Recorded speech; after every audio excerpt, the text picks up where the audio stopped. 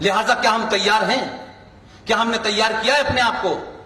और जब आप तैयार होने लगे हैं, कुछ कुछ बात करने लगे हैं, आपस में बात करने लगे हैं, कुछ कुछ थोड़ा थोड़ा, कहीं रिएक्शन तो अभी दिया ही नहीं है। अभी तो सिर्फ इतनी वजह कि इतनी तादाद में आप यहां इसलिए बैठे हैं कि आपको लगता है राष्ट्र के सामने कोई खतरनाक चुनौती है। ये बैठना ही कुछ लोगों के लिए परेशानी हो गई है, क्योंकि 70 साल में आपको बताया गया आप गुलाम लोग थे, आपके दादाओं परदादाओं पे हमने रूल किया है। आप तो जाति में बटे हुए थे। भारत को भारत 1947 में भारत बना। आपके तमाम वो लोग जिन्होंने हमारी सदियों की सभ्यता को रौंद डाला, वो इस देश के अंदर सड़कें उनके नाम से बनी हुई हैं। आप घर से बाहर निकलते हैं, कुंठा के शिकार होते हैं कि जिन्होंने मेरे बाप दादा परदादा को मारा, लूटा, बहन बेटियों की बेइज्जत की, उन लोगों के नाम से इस देश में रोड बनी हुई है। यह सिंबॉलिक होती है। और सिंबल का सिर्फ इतना ही फर्क होता है कि उत्तर प्रदेश में एक शहर का नाम बदल गया है। मैं इस पे ताली मत बजाइए। प्रयागराज बदलने से क्या हुआ कि पूरी दुनिया में सबसे सफल, सबसे बड़ा, इतनी लाखों और करोड़ों की तादाद में लोग आए, लेकिन एक पिन ऊपर से नीचे नहीं हुई। 26 करोड़ एक मूल शहर में आते हैं, कैसे आए कैसे चले गए। न पुल टूटा, न किसी ने पानी में एसिड मिलाया, न भगदड़ हुई। इसलिए मैं कह रहा हूं, हम तमाम सारे लोग जिन बातों को बड़ा गैर मामूली सा समझते हैं ना, कि इससे क्या फर्क पड़ता है भाई, what is in the name. तो कुछ लोग अपना नाम जो शायरी करते घूम रहे हैं, राम प्रसाद रख लें।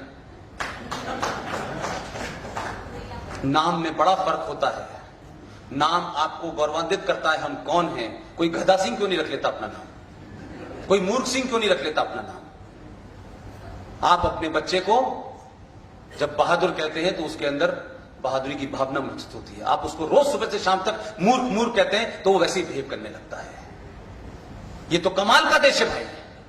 जिस आदमी ने इस देश की, दुनिया की सबसे बड़ी लाइब्रेरी में आग लगा दी, जिसे उसने आग लगा दिया, जिसमें सिर्फ ज्ञान की चीजें थी, उसमें कोई हिंदू के लिए और मुसलमान के लिए नहीं बनी थी।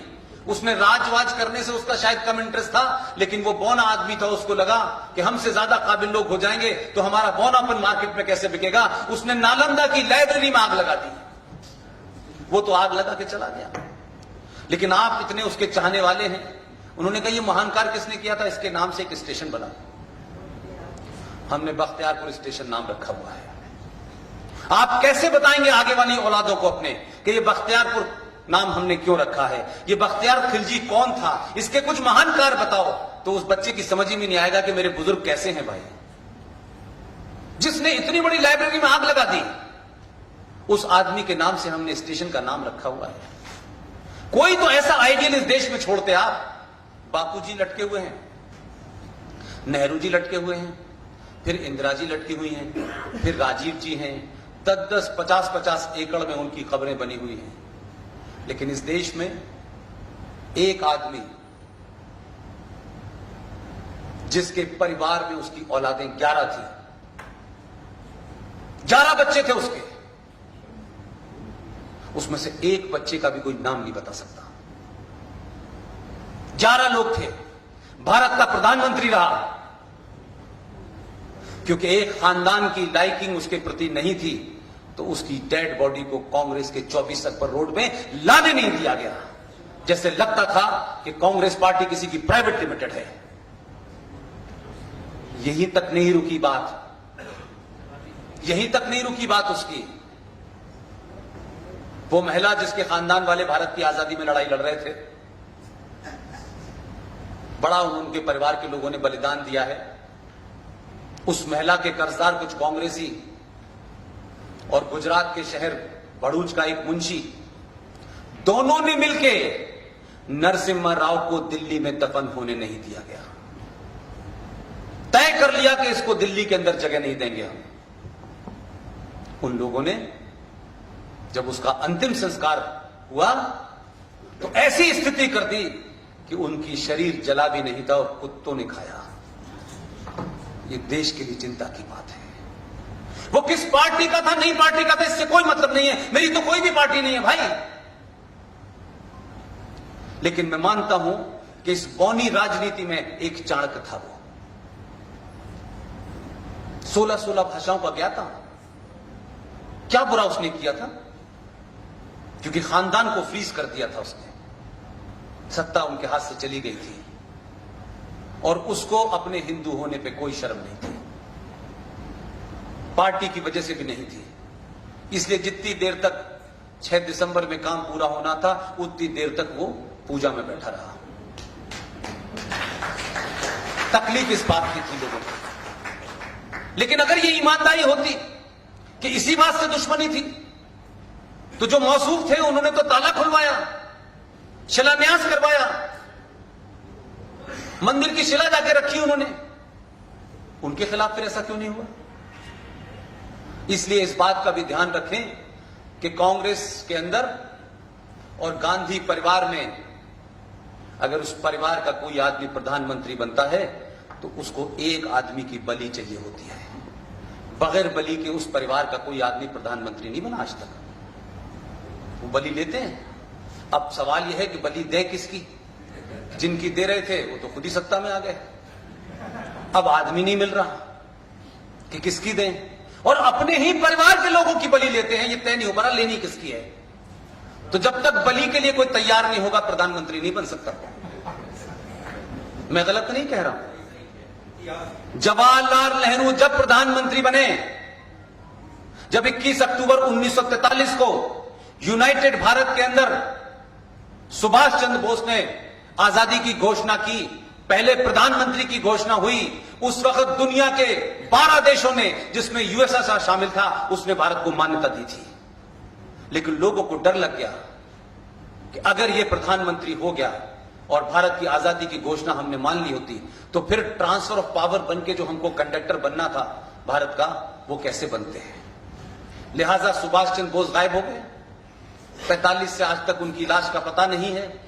यह जरूर हमको पता चला जब पिछले दिनों हम लड़ाई लड़ रहे थे, तो पता चला कि आपके डॉक्यूमेंट के अंदर भारत के दस्तावेजों में लिखा हुआ है Subhash Chandra Bose was a war criminal. तब जाके प्रधानमंत्री बने हैं। बेटी जब बनी, जब लाल बहादुर शास्त्री की हत्या हो गई। आज इस देश में लोग मौजूद हैं, इसलिए मैं कह रहा हूं लीडरशिप के बदलने से, थोड़ा सा मिजाज बदलने से कैसे बदलाव आता है, उसका कुछ पॉइंट मैं आपके सामने रखना चाहता हूं। लिहाजा आप ये न समझें कि ये जो हवा बदल रही है इसे कोई रोक देगा। इस हवा को कोई रोक नहीं सकता है। लिहाजा एक फिल्म बन रही है और फिल्म बन के रिलीज हो गई है। उस फिल्म का नाम है ताशकंद फाइल। हमारे दोस्त हैं, उन्होंने बनाई है।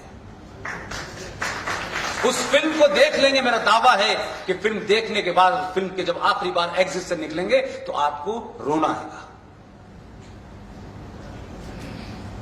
इसीलिए हिंदुस्तान में पहली बार हुआ कि हम बहुत सारे लोगों ने मिलकर के सुभाष चंद्र बोस के ऊपर, बहुत सारे हमारे साथियों ने काम किया, और वो काम करने के बाद भारत के वजीर आजम को जब ये समझाने में हम कामयाब हो गए कि ये दुनिया भर से लाए हुए डॉक्यूमेंट हैं, इन डॉक्यूमेंट के हिसाब से सुभाष चंद्र बोस के साथ ये किया, ये किया, ये किया, जब वो वजीर आजम कन्विंस हो गए, मान गए, तो उन्होंने कहा कि आप बेफिक्र रहिए, उनके साथ इंसाफ होगा।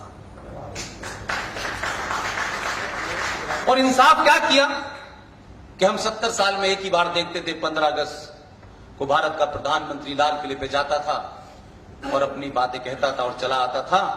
पहली